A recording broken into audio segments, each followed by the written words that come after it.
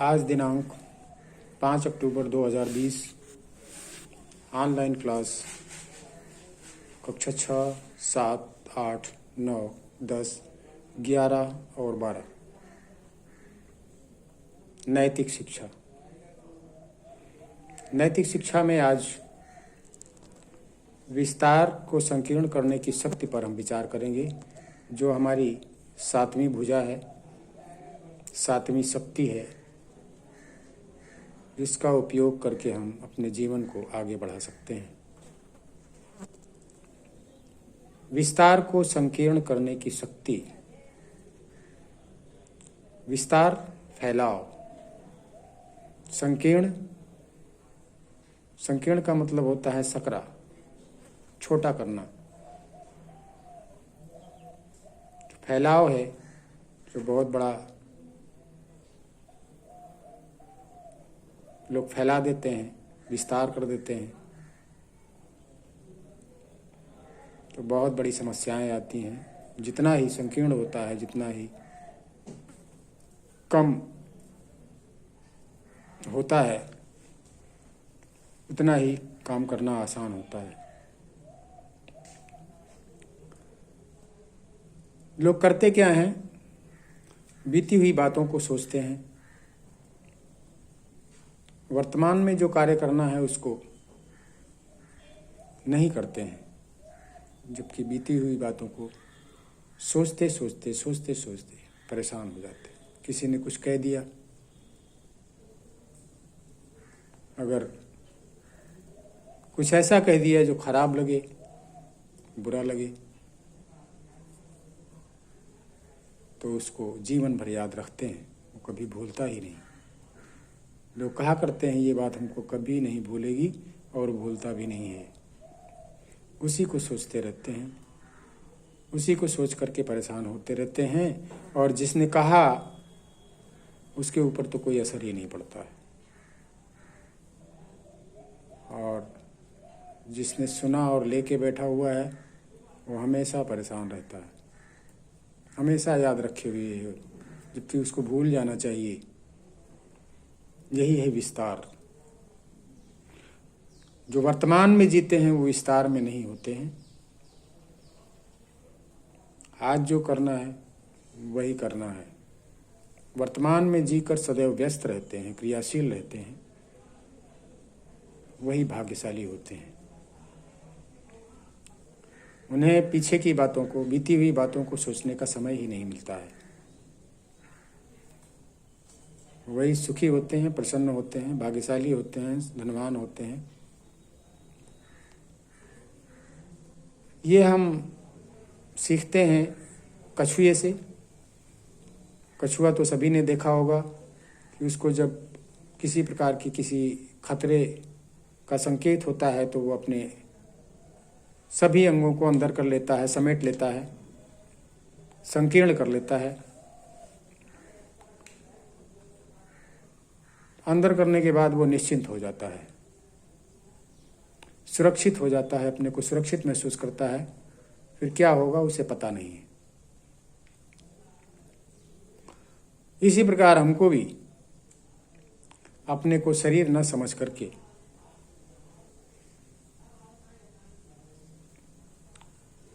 आत्मिक स्थिति में स्थित हो जाना चाहिए। अपने को आत्मा समझ करके कि मैं आत्मा हूँ, मैं शरीर को चला रही हूँ।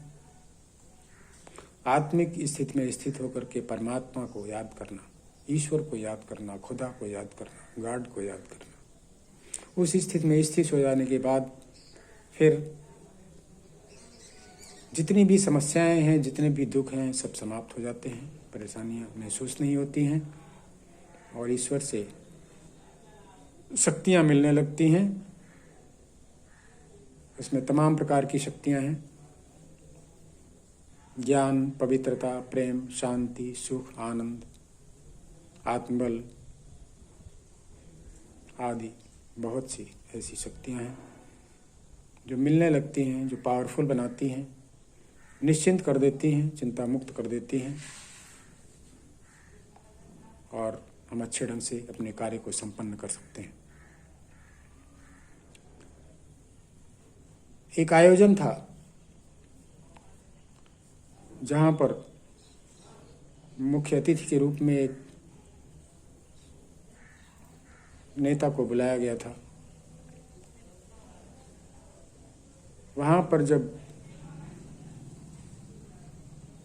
आयोजन शुरू हुआ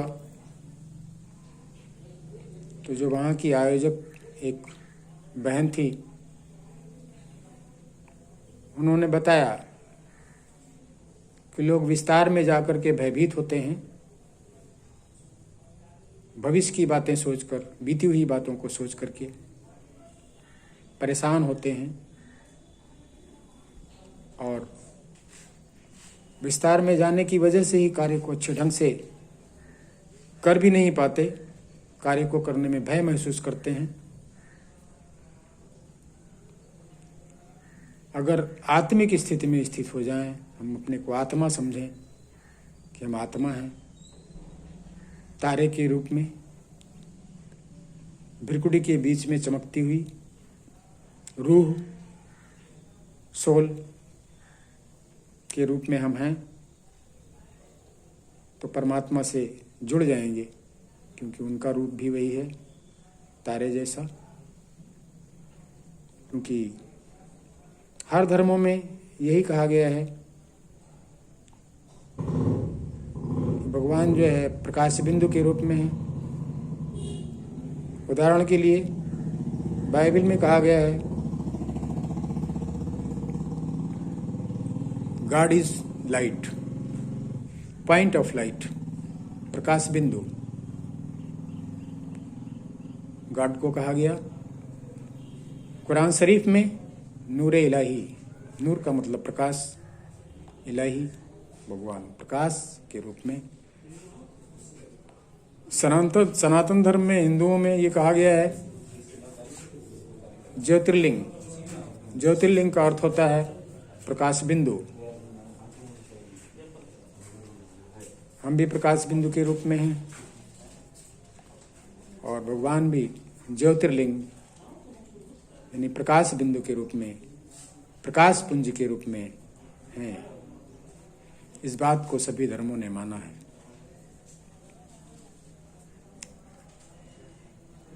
तो हम उस स्थिति में स्थित हो जाएंगे तो हमारा भय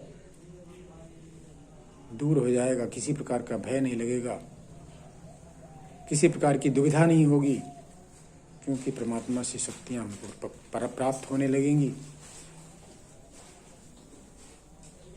और हम अपने जीवन को आसानी से आगे बढ़ा सकते हैं।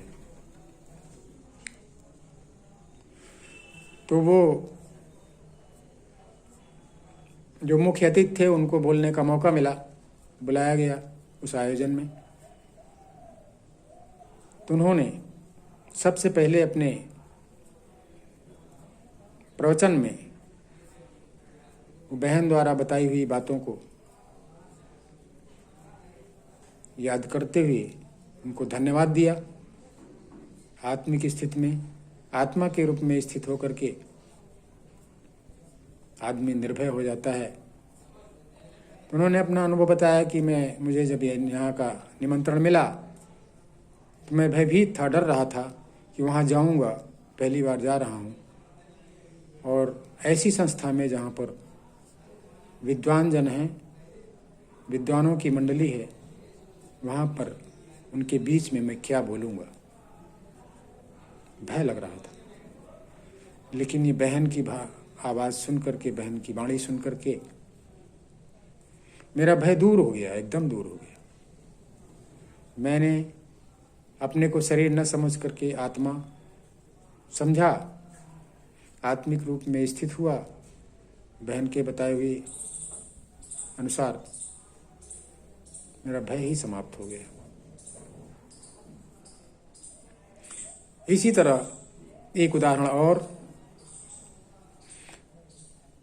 एक नाविक स्टीमर लेकर समुद्र में जा रहा था। अचानक तूफान आ गया, लहरें उठने लगी। अब वो किनारे ना जा कर के समुद्र के बीच में गया। मोबाइल समुद्र के बीच में जाते हुए लोग जान नहीं पाए, लोग यही जान रहे थे कि ये किनारे जा रहा है। अगर जान पाते तो हो सकता है उसको टोकते या उसे किनारे जाने के लिए कहते, लेकिन वो बीच में गया। समुद्र के बीच में क्यों गया? क्योंकि बीच में तूफान का असर कम होता है या नहीं होता है। क्योंकि तूफान की जो लहरें हैं वो बीच में नहीं होती या बहुत कम होती है। वहाँ स्टीमर सुरक्षित रह सकता है, इसीलिए वो नाविक, वो चालक स्टीमर को लेकर के समुद्र के बीच में गया। इसी तरीके से हम सभी लोग, यानी हम जीवात्माएं, रूह, सोल, दोनों भ्रिकुटी के बीच में स्थित हैं। और दोनों भ्रिकुटी के बीच में आत्मिक स्थिति में अब स्थित हो जाएं तो सभी प्रकार का भय दूर हो जाएगा, हम सुरक्षित हो जाएंगे। सुरक्षा कवच परमात्मा का आ जाएगा और किसी प्रकार का भय नहीं लगेगा, किसी प्रकार की दिक्कत नहीं होगी। कभी भी हम गलत रास्ते पर नहीं जा सकते हैं। ये विस्तार को संकीर्ण करने का तरीका है, जिसको हम साधारण तौर पर कछुए से सीखते हैं। एक उदाहरण कछुआ है, उससे सीखते हैं। इसी प्रकार हम देखते हैं कि एक घटनाक्रम, एक बाप, पिता और पुत्र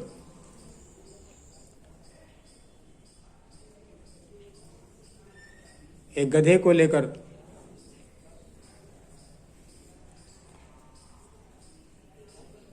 अपने घर की ओर चलते हैं। कहीं गए थे, वहाँ से अपने घर की ओर चलते हैं, जा रहे हैं। तो पिता गधे पर बैठ गया और बेटा, पुत्र पैदल चल रहा था। तो एक गांव में लोगों ने कहा कि देखिए कैसा बेटा है, बूढ़े बाप को, ये कैसा पिता है कि जो बैठा हुआ है गधे पर और बेटे को, छोटे बेटे को पैदल चला रहा है। तो वो सुनाई दिया उसके कानों में पिता के। तो पिता ने अपने बेटे को गधे पर बैठा दिया, खुद उतर गया। फिर आगे बढ़ा तो आगे गांव में पहुंचा तो उस गांव में लोगों ने कहा कि देखिए बेटा, कैसा बेटा है, इसको ढंग नहीं है, खुद बैठा हुआ है, बूढ़े पिता को पैदल चला रहा है। ये सुन करके बाप बेटे दोनों गधे पर बैठ गए। फिर आगे अगले गांव में पहुंचे तो लोगों ने कहा कि देखिए ये कितने बेरहम हैं, इस गधे पर दोनों बैठे हुए हैं बाप बेटे, इनके अंदर रहम नहीं है। तो इस तरीके से दुनिया क्या कहती है, क्या बोलती है, लोगों का कहना, लोगों का बोलना, लोगों का मशवरा देना हमको सुनना है। लेकिन हमें करना क्या है? अपने मन से, परमात्मा के इशारे से, भगवान के बताए हुए रास्ते पर चल करके, भगवान ने जो नियम बताए हैं उस हिसाब से अपने मन में विचारों को लेकर के उसी हिसाब से हमको चलना है, करना है। नहीं तो ये दुनिया है, कोई क्या कहेगा, कोई क्या कहेगा। उसमें से जिसकी बात सही हो उसकी बात मान लेनी चाहिए। अगर किसी की भी नहीं सही लगती तो हमें श्रीमत पर यानी भगवान के बताए हुए रास्ते पर चलना चाहिए, खुदा के बताए हुए रास्ते पर चलना चाहिए।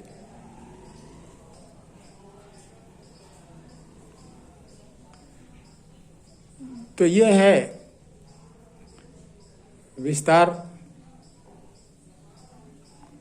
विस्तार को संकीर्ण करना, अर्थात हमें भगवान के बताए हुए रास्ते पर चलना।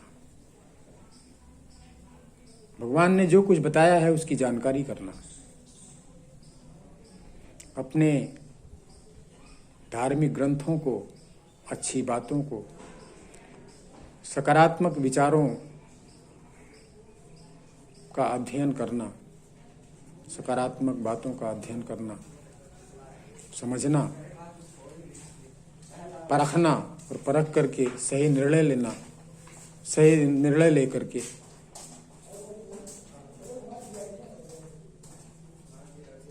अपने हिसाब से चलना।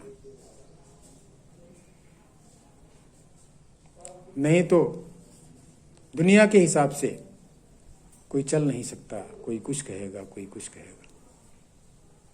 यह है विस्तार को संकीर्ण करने की शक्ति। इसका प्रयोग हम करेंगे तो जीवन में आसानी से आगे बढ़ जाएंगे। और ये अक्सर देखा जाता है कि लोग दूसरे को सुधारने के चक्कर में पड़े रहते हैं। कोई अपने बेटे को सुधारने के चक्कर में पड़ा है, कोई अपनी बेटी को सुधारने के चक्कर में पड़ा हुआ है, कोई दुनिया को सुधारने के चक्कर में पड़ा हुआ है, कोई नेताओं को सुधारने के चक्कर में पड़ा हुआ है, और वो भी केवल बोल करके, मुंह से। खुद में परिवर्तन नहीं है, दूसरों के चक्कर में लोग पड़े हुए हैं। अगर खुद सुधर जाएं तो दुनिया सुधर जाएगी। भगवान ने कहा है, स्व परिवर्तन से विश्व परिवर्तन। हम अपने को नहीं सुधार पाते, अपने बच्चों को नहीं सुधार पाते, अपने लड़कों को नहीं सुधार पाते, वो गलत रास्ते पर चले जाते हैं, और दुनिया को सुधारने का हमने ठेका ले लिया है। तो दुखी तो रहेंगे, परेशान तो रहेंगे। यही दुख का कारण है, विस्तार। संकीर्ण का मतलब स्वपरिवर्तन, अपने को बदल दो। सही जानकारी प्राप्त करके अपने को सही रास्ते पर लाओ। हम सही रास्ते पर चलेंगे तो हमें देख करके लोग सही रास्ते पर चलेंगे। नहीं चलेंगे तो हमारी कोई गलती नहीं है। वो जैसा करेंगे, जैसी उनकी समझ है, जैसी उनको शिक्षा मिली है, वो उन्हें ही भुगतना पड़ेगा। क्योंकि हम किसी को भी सही रास्ते पर नहीं ला सकते हैं। वो स्वयं चाहें तो सही रास्ते पर आ सकते हैं, सही जानकारी प्राप्त करके। आज हम ये विस्तार को संकीर्ण करने की शक्ति पर विचार किया है। ये हमारी 7वीं भुजा है। हम आपको बता दें, पीछे की जो 6 शक्तियां हैं उसमें से पहली शक्ति सहन करने की शक्ति, जो हमारी पहली भुजा है, जिसको हम पेड़ से सीखते हैं। आम के पेड़ से पत्थर मारने पर फल मिलता है, वो सहन करता है, सहन करके फल देता है।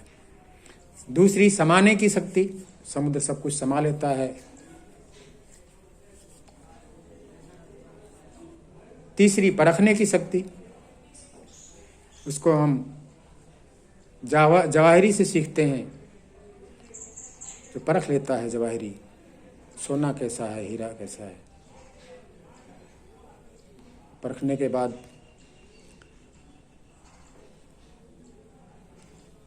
चौथी है निर्णय करने की शक्ति।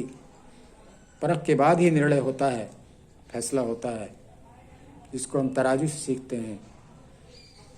तराजू पर जब दोनों तरफ बराबर हो जाता है तभी वो तौल बराबर होती है, वजन बराबर होता है, सही होता है।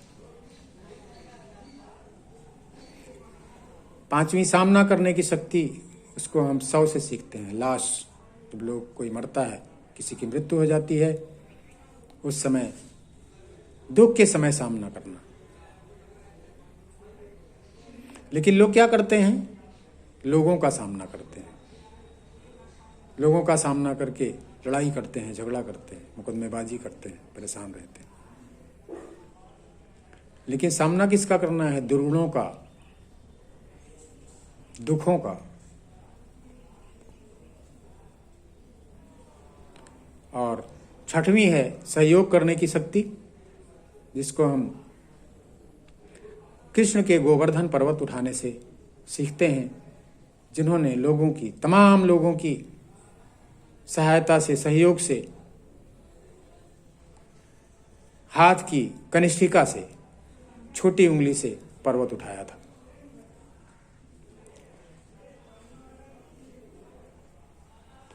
और ये अभी जो हमने बताया, ये है विस्तार को संकीर्ण करने की शक्ति। अब आगे 8वीं शक्ति, हमारी 8वीं भुजा होगी समेटने की शक्ति। वो अगले दिन फिर बाद में उस पर अध्ययन करेंगे, हम लोग विचार करेंगे। धन्यवाद।